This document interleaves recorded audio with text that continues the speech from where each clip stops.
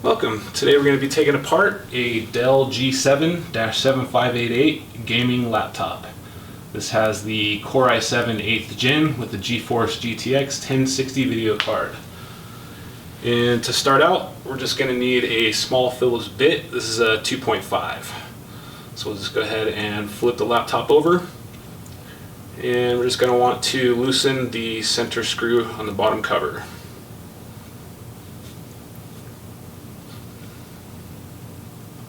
Once you get that out, you can loosen that bottom cover and remove it from the laptop. And you'll have easy access to the internals. So the first thing we're going to do is just go ahead and remove the battery. Looks like everything's pretty easy to get to: RAM, SSD, battery, hard drive.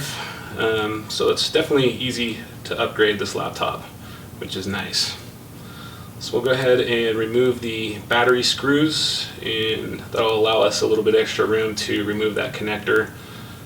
So we'll just go ahead and remove the screws.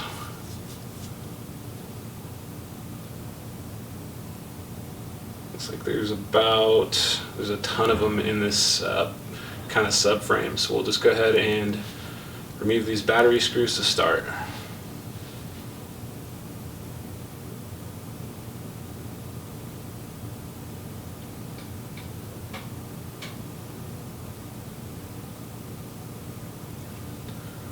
Alright, so once you get those battery screws out, we'll go ahead and pull the battery up a little bit to free it from the bottom tabs. They're kind of sticking through the case.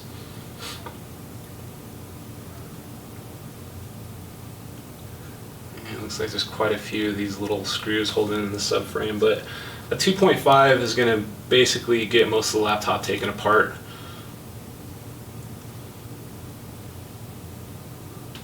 So once we get that battery pulled up and out a little bit, that'll give us the clearance we need to get our fingernails in to pull that connector out.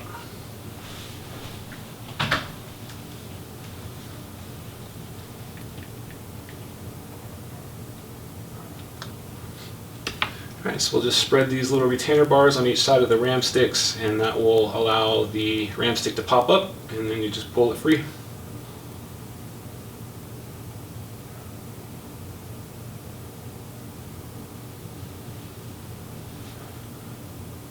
Alright, so the hard drive caddy is held in by 4 screws, so we're going to need to remove or loosen those screws up, and then once we get that hard drive caddy up and out, then it's just 2 screws on each side to remove your hard drive if it's installed. On this particular model, it looks like they didn't have the regular spinning hard drive installed, so there's no hard drive to remove. But if you do need to remove your hard drive, the screws will be in these 2 holes.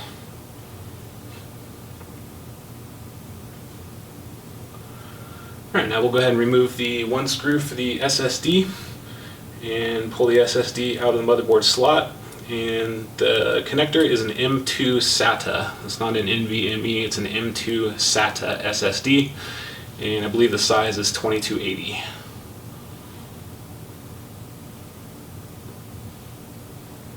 Alright, next we'll go ahead and pop those Wi-Fi antennas up. You can use your fingernails if you can get in there, or sometimes it helps to have a small tool to pop that antenna up and off.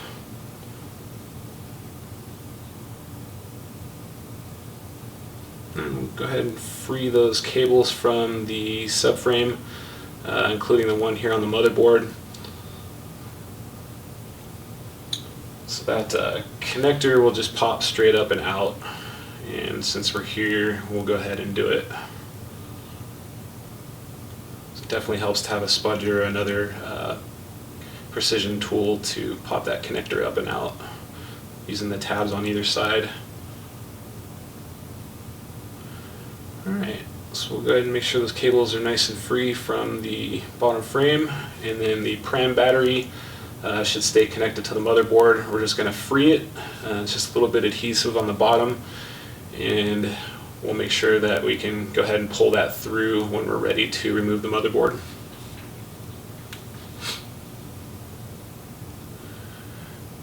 Alright, so once we have that free, we can go ahead and work on removing the ribbon for the sticking into the motherboard for the SATA connector for the hard drive. And this is for your external hard drive or SATA hard drive. And then we can go ahead and remove that Wi-Fi card, just the one screw, and we can pull it out of the slot.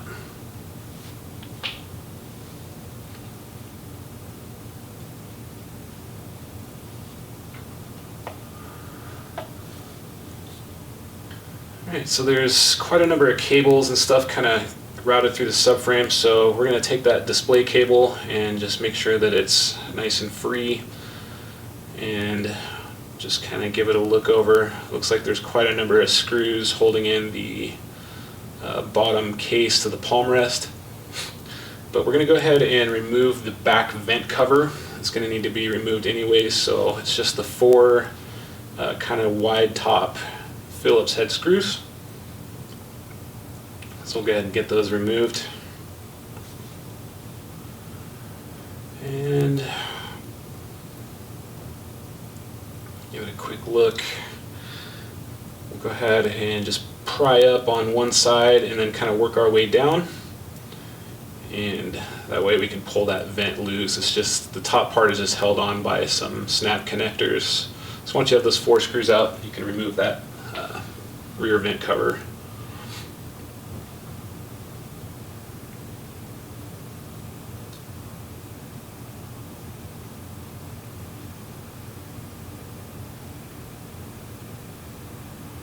Alright, so we'll finish pulling the cables free that are kind of coming out of the display assembly, so that when we're ready to remove that, we don't have to worry about any of the cables.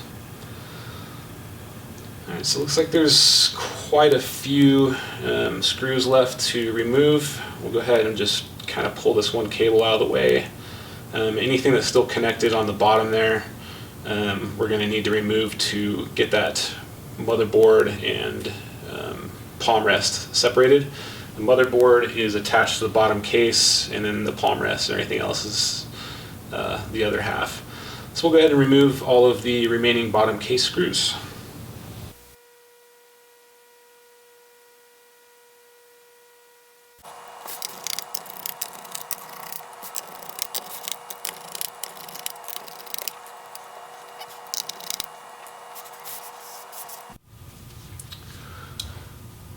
Alright, now that we've finished removing the screws from the bottom case, we're going to go ahead and release all of the ribbons here at the bottom of the motherboard. And these all have a flip-up type retainer, so you just flip it up, pull the ribbon out, and then it's best to flip it back down so the little retainer doesn't get broken.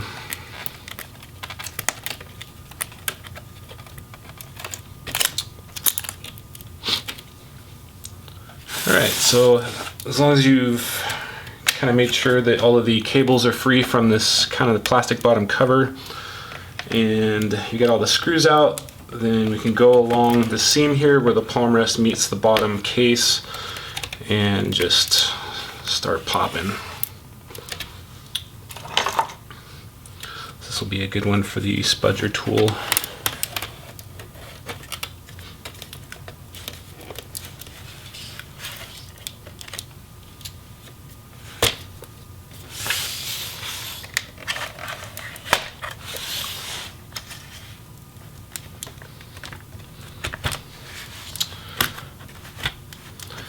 Alright, so you may have to work yours around a little more. This one was pretty easy because it has a bent corner. So that's basically where it separates, is the palm rest comes off of that bottom case there. So we'll just kind of give her a last kind of wiggle. I don't really feel anything else kind of holding it in place. So we're just going to gently lift up, make sure there's no other cables connected. And we've separated the bottom case with the motherboard from the palm rest and display. So on this model, they have the display assembly kind of screwed into the palm rest assembly, which is kind of unusual. Alright, so we'll set that aside for now, and we will finish removing the motherboard from the bottom case. So we'll give one more check here on the bottom and make sure we don't have anything holding the motherboard from below.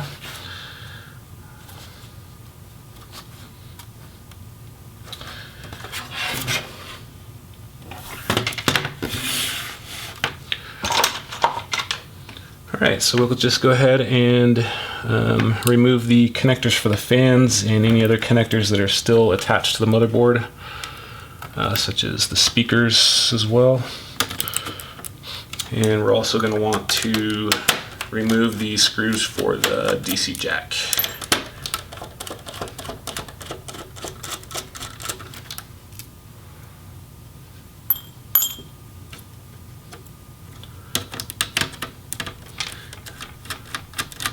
And we'll go ahead and also remove the fan screws.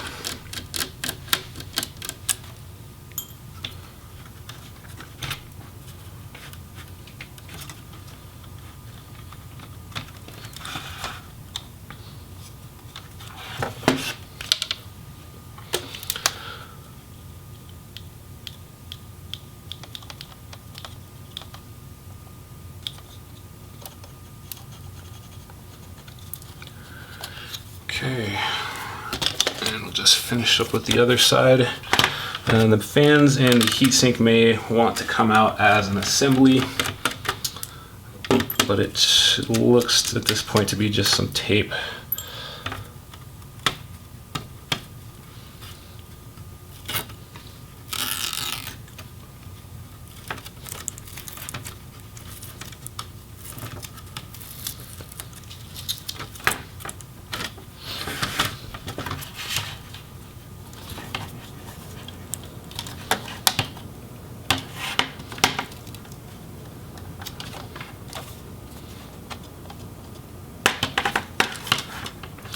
Okay, so we'll just leave the fans connected to the heatsink for now until we remove the whole motherboard. It appears there's some pretty strong tape on the other side of the fans. I just don't want to force it because we don't really have to right now. So we'll finish just removing the motherboard screws, and then we can pull the motherboard from the bottom case.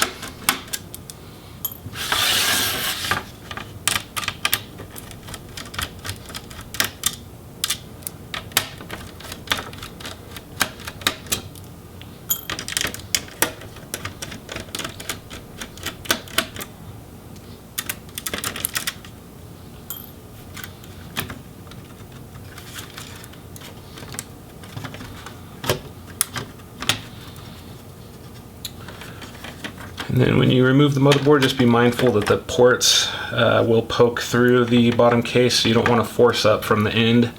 You just want to try to lift it and pull those ports free. And we're lifting up gently, but I still feel something on the bottom. Okay, that's the pram battery. Okay, so there we go. So the fans and heatsink are actually kind of welded together as they sit. But they do have some small Phillips head screws here, so it looks like you may be able to replace the fans as a separate unit. But we're just going to go ahead and keep these together since they kind of looks like they meant to keep them as an assembly. Alright, so we have the fan and heatsink assembly still attached to the motherboard. And we're going to go ahead and loosen or remove these screws. They do have numbers stamped on them for reinstallation. You want to tighten them in that order to tighten down that thermal paste evenly. But as far as removal, it doesn't matter. So we're just going to go ahead and just take those out. And you definitely want to support the motherboard with your hand underneath because it does sit a little angled.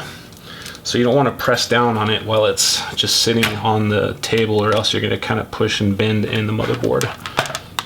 Just put a hand underneath each screw as you loosen it, and it should be fine.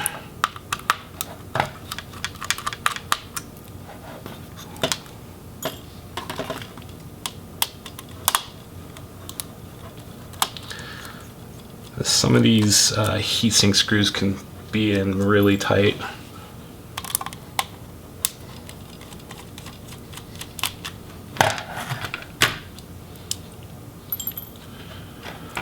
Alright, and once we get those last screws out, we're just going to pry gently.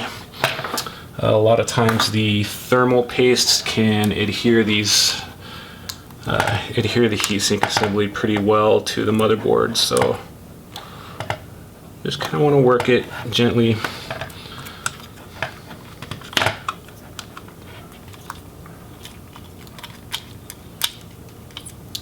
Kind of do the wiggle back and forth, and that will free the heatsink assembly from the motherboard. And it looks like we have some decent amount of thermal pads. Those look maybe like a millimeter thick. They're pretty thin actually. So that is how you remove the fan and heatsink assembly from the motherboard.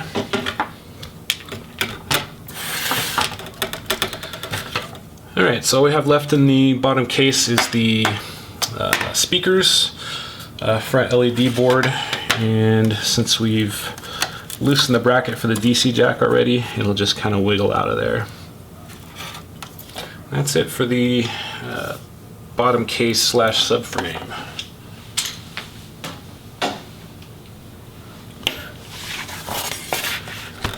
Alright, so back to the palm rest assembly. We have our, I believe that's the power button. So we're going to go ahead and free that just by kind of removing the ribbon from the keyboard, and then we can remove the screws.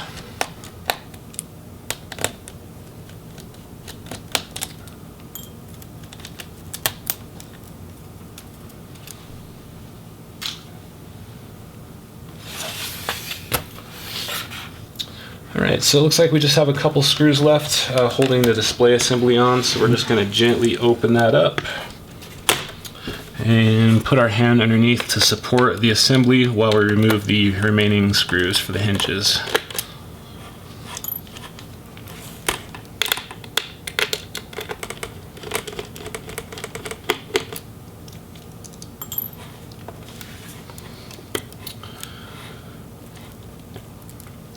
So it looks like this particular model needs to be at a certain angle to remove these.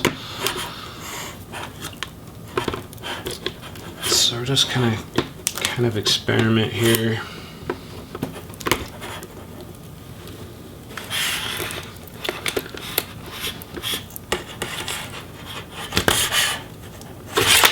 Oh, there we go. So the hinges and as you can see, they kind of lock in together, so just work it back and forth until you can get that bottom hinge cover and the hinges around that bottom part. It looks like we were right the first time. These need to be open all the way to clear that little bottom hinge cover. Alright, so we'll take a final look here at the palm rest assembly. It looks like the keyboard backing plate is removable, so the keyboard should be replaceable with just quite a number of Phillips head screws. These are smaller. These look like a 1.5 Phillips, and same with the touchpad. Just a few Phillips screws along the top there, and you should be able to remove and replace that. So that is it for the palm rest.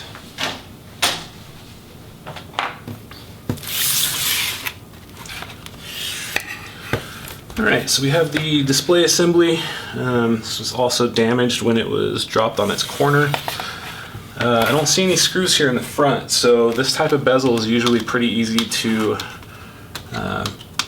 remove.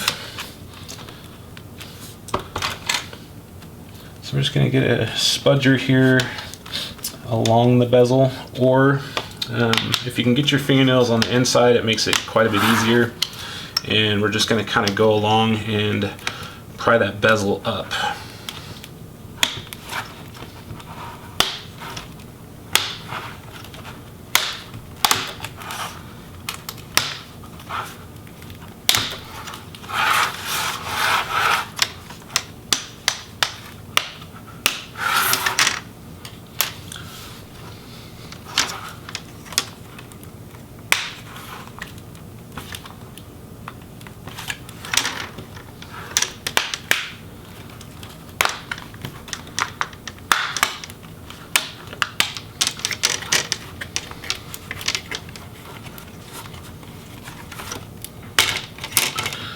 Some of those snaps were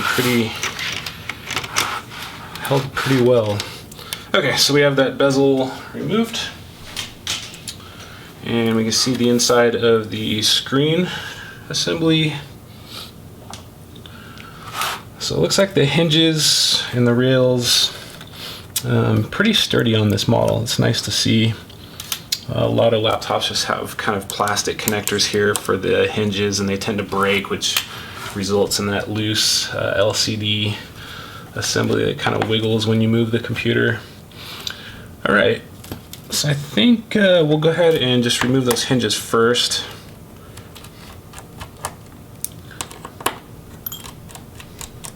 So it looks like just 4 quick Phillips screws, and that will allow you to release each hinge.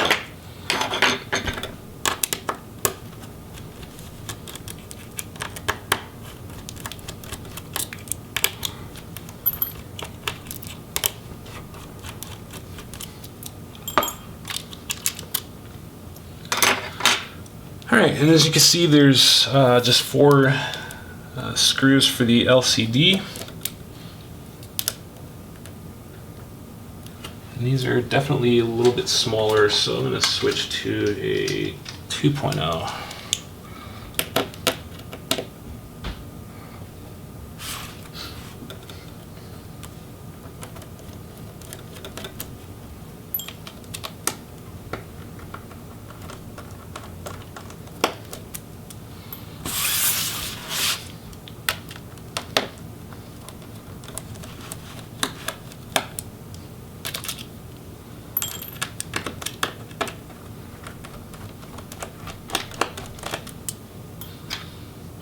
Alright, once you have those LCD screws out, we're going to just kind of make sure that this video cable is unstuck from the back cover. And then we can just flip that screen over.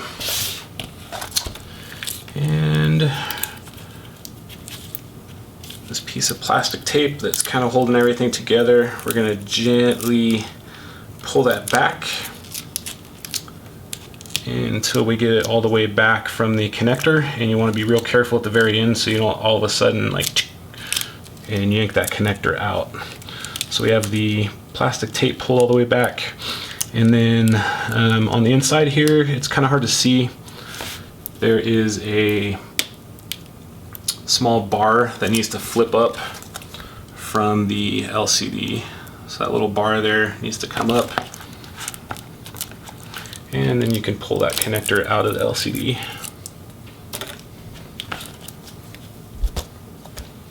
So it looks like on this model, if you need to replace your LCD by itself, I don't think you really need to remove the assembly from the laptop. You can just open it up, pull that bezel off, and replace your LCD if you need to, or if your webcam itself if that's bad. So it looks pretty easy to, if you break your screen, if that's the only thing broken, looks quite simple to actually replace. Alright, so what we have left is the webcam, and we're just going to pry with our fingernail from the bottom. You don't want to do it from one side because these are easy to kind of bend.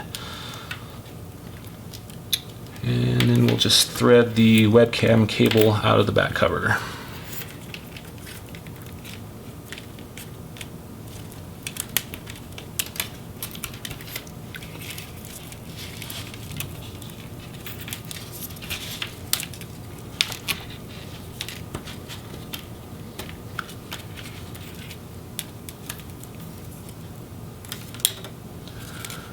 Alright, and then we can do the same with the Wi-Fi antennas. We'll just need to remove those from the little channels, and then we're going to just unstick it from the back cover.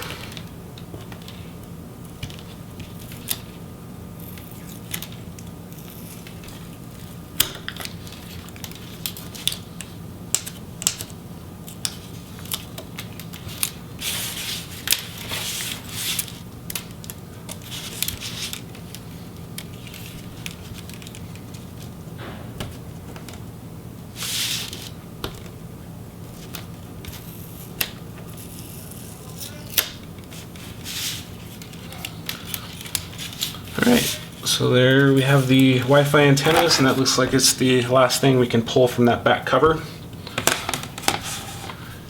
Alright, so that is it. That is how you disassemble a Dell G7. This is the 7588 version with the GeForce GTX 1060 and 8th gen Core i7 processor. So if this video helped you or you found it informative, please like and subscribe. Thank you.